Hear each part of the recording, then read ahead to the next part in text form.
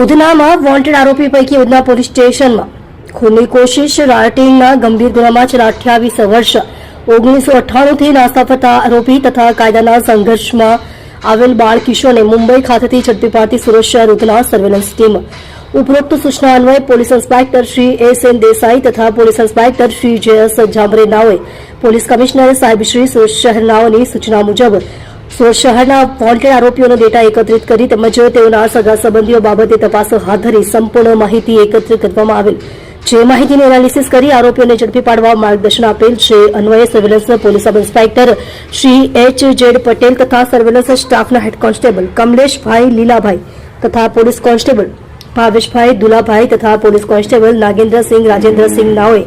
technical surveillance તથા human સોર્સિસના આધારે ઉધના પોલીસ સ્ટેશન ફર્સ્ટ ગુનો રજિસ્ટર્ડ નંબર 68/1998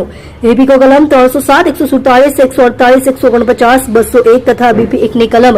135 મુજબના ગુનામાં છેલ્લા 28 વર્ષથી પોતાની ધરપકડ ટાળવા સારું નાસ્તા ફરતા આરોપી સમીર નરીહરી ભોલા, ઉંમર વર્ષ 47, ધંધો પ્લમ્બર, રહે શ્રીપતિ આરાધ્યા એવન્યુ, ન્યૂ બંધાતી બિલ્ડિંગના રૂમમાં, MICL company, Tardeo central, Mumbai Maharashtra, મૂળ વતન ગામ બહાર સુબળા, થાના મહાકાલપરા, તાલુકો મારસાઘઈ, કેન્દ્રપરા, ઓરિસ્સા તથા કાયદાના સંઘર્ષમાં આવેલ બાળ કિશોર નામે રામુ નરહરી ભોલા, હાલની ઉંમર 45 વર્ષ, રહે RNA